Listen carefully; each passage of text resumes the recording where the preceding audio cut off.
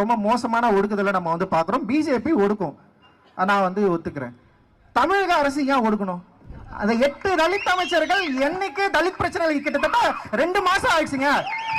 ராஜ்மோகன் அமைச்சர் ராஜ்மோகன் தலித்தா நான் தலித்தா எங்களுக்கு தெரியாது. எழும்பூர் தொகுதியில் நின்னதுக்கு அப்புறம் தான் எங்களுக்கே தெரியும் ஓகே அவர் தலித். ஏன்னா ஒரு ஆக்டிவிஸ்டா ஒரு யூடியூபரா இருந்து எந்த தலித் பிரச்சனைக்கும் குரல் கொடுக்காதவர் தான் அவர்.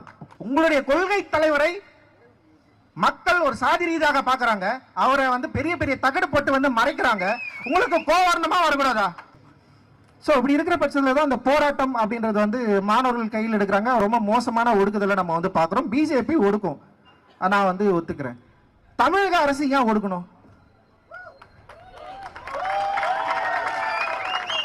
பிஜேபி மாணவர்களை அடிக்குது. ஏன்னா வந்து அடிப்படையில் இங்க இருக்கிற ஒரு ஈக்குவாலிட்டிக்கு எதிரான ஒரு கட்சி, ஒரு பாசிசத்தை வளர்த்தெடுத்த கட்சி. நீங்கள் பாசிசத்துக்கு எதிரானவர்கள். நீங்க ஆக்கப்பூர்வமான ஒரு மாற்றத்தை உருவாக்கி இங்க தமிழகத்தை முன்னோடி மாநிலமாக்க விரும்புகிற ஒரு கட்சி. நீங்கள் போராடுகிற மாணவர்களை ஏன் அடிக்கிறீங்க? யாருக்கு உங்களுக்கு அந்த ரைட்ஸ் கொடுத்தது? பேட்ச் இல்லாம அடிக்கிற அளவுக்கு கோழைகளா நீங்க? நான் கேட்கிறேன். நான்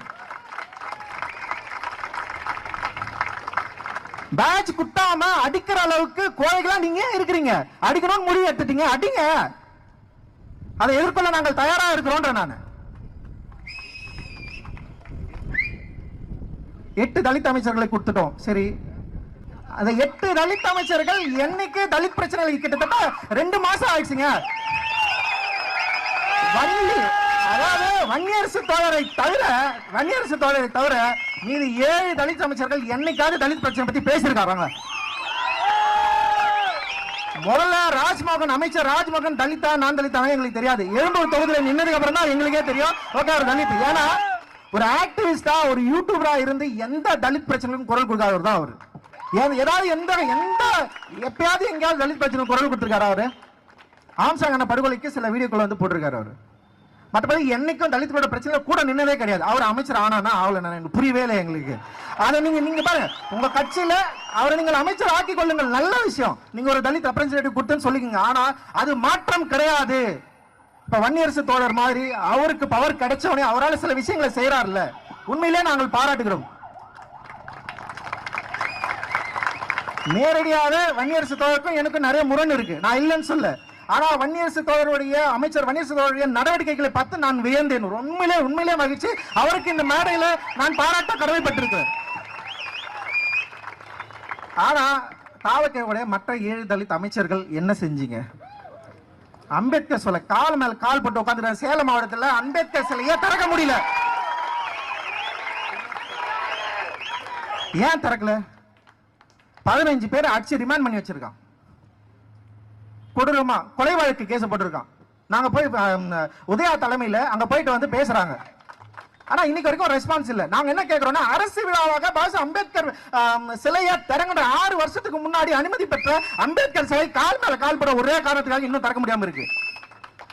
பாஸ் அம்பேத்கர் உங்களுடைய கொள்கை தலைவர் தானே?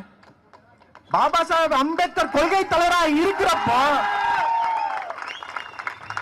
அவருடைய சிலையை ஏன் திறக்க கூடாது? நீங்களே போய் திறந்து வைக்கலாமே. உங்களுடைய கொள்கை தலைவரை மக்கள் ஒரு சாதி ரீதியாக பாக்குறாங்க, அவரை வந்து பெரிய பெரிய தகடு போட்டு வந்து மறைக்கிறாங்க. உங்களுக்கு கோவர்ணமா வரக்கூடாதா? உங்களுக்கு கோவம் வரல. 7 தலித் அமைச்சர்களுக்கு கோவம் வந்ததா?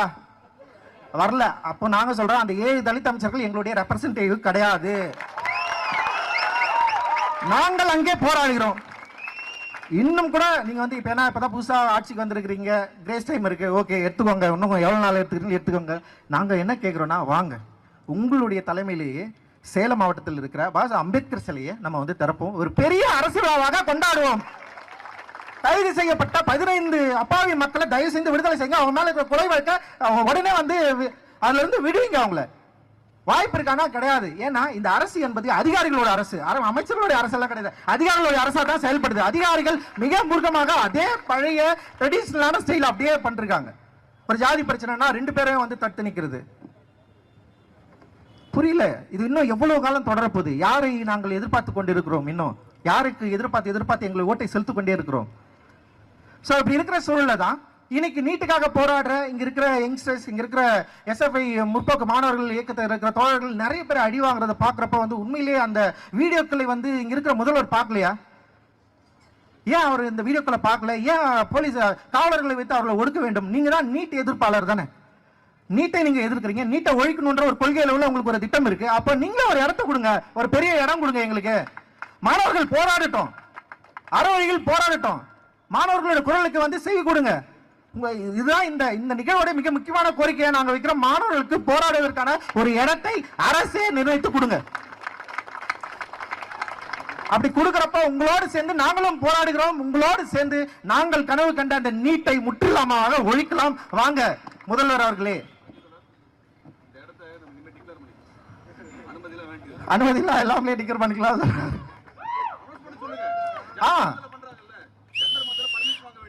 இதுதான் எங்களுடைய முக்கியமான கோரிக்கை, மாணவர்களுடைய போராட்டம். ஏன்னா இங்க வந்து பாலன் இல்லத்துல கம்யூனிஸ்ட் அலுவலகத்துல வந்து அந்த சிஜேபி அமைப்பினர் வந்து கிட்டத்தட்ட ஒரு 5 நாளா, எத்தனை நாளா தெரியல, 4 நாளா போராடிட்டு இருக்காங்க. நேற்று நிறைய கிரௌட் இருந்தது, நான் பார்த்தேன். நிறைய யங்ஸ்டர்ஸ் எல்லாம் புது புது முகங்கள் பாட்டு பாடுறாங்க. அந்த போராட்டத்தை வந்து அற்புதமா வந்து டெவலப் பண்றாங்க. எனக்கு மக்களுக்கு வந்து நிறைய செய்திகளை சொல்றாங்க. அவங்களுடைய போராட்டத்தின் மூலமாக, அந்த ஒரு அறவழியில் போராட்டத்தின் மூலமாக நிறைய யங்ஸ்டர்ஸ் வந்து அங்கே செய்யறதை நம்மளால வந்து பார்க்க முடியுது.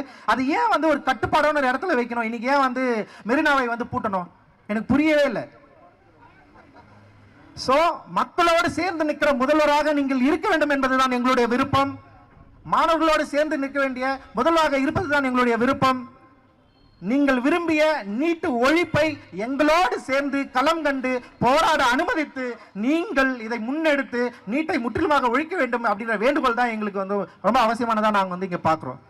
அண்ட் இன்னொரு இடத்துல வந்து எப்பவுமே ஆட்சியாளர்கள் அதிகாரத்தில் வந்தவனே என்ன பண்றாங்கன்றது தான் இங்கேயும் இருக்கிறதா நான் வந்து பார்க்குறேன். ஏற்கனவே இருந்த அரசும் பவர் வந்ததுக்கு அப்புறம் வந்து அதை அந்த பவரை இழக்காம இருக்கிறதுக்காக என்ன காம்ப்ரமைஸ் பண்ண முடியுமோ அதை பண்ணாங்க.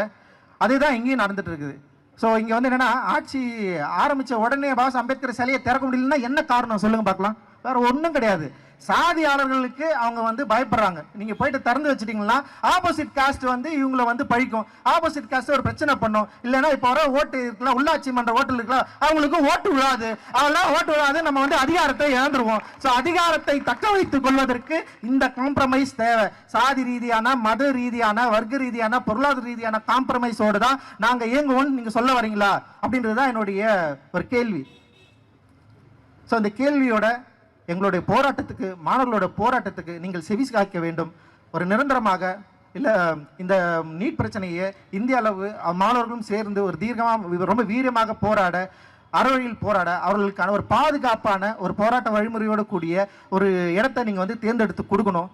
அண்ட் அதே நேரத்தில் உங்களுடைய நீட் எதிர்ப்பு என்பது வெறும் சொல்லாக, வெறும் பேச்சாக, வெறும் எழுத்தாக இல்லாமல் எங்களோடு சேர்ந்து நீங்களும் கூட இருந்து போராடி இதை நாம் வந்து வென்றெடுக்க வேண்டும். அந்த வென்றெடுத்துல தான் நம்முடைய யங்ஸ்டருடைய எதிர்காலம் இருக்குது. ஸோ அந்த எதிர்காலத்தை இன்னைக்கு பாபா அம்பேத்கருடைய ஜெய்பீம் என்ற முழக்கத்தோடு ஆரம்பித்து இன்னைக்கு வந்து இந்தியா முழுக்க வந்து ஒரு பெரிய ஒரு பாய்ச்சலை நிகழ்த்தி கொண்டிருக்கிற சிஜேபி அமைப்போடு நாம் கூட நிற்பதில் எங்களுக்கு பெருமை. நீங்களும் எங்களோடு கூட நில்லுங்கள். இங்க இருக்கிற வந்திருக்க எல்லா தோழர்களுக்கும் என்னுடைய நன்றி. நான் பெரிதும் மதிக்கிற என்னுடைய இயக்குநர்கள், சக தோழர்கள் நிறைய பேர் வந்து இங்க இருக்காங்க. அவங்க கொடுத்த சப்போர்ட், அந்த இந்த ஒரு ஷார்ட் டைம்ல இவ்வளோ பேரை வந்து திரண்டது இந்த அமைப்புக்கு வந்து ஒரு பெரிய ஒரு கூடுதல் நம்பிக்கை இருக்குது. அதே நேரத்தில் வந்து காவலர்களுடைய ஒத்துழைப்பும் மிக மிக முக்கியமானதாக நான் வந்து பார்க்குறேன். அண்ட் உங்கள் எல்லோருக்கும் என்னுடைய ஜெய்பீம் கலந்த நன்றியை தெரிவித்துக் கொள்கிறேன். ஜெய்பீம்.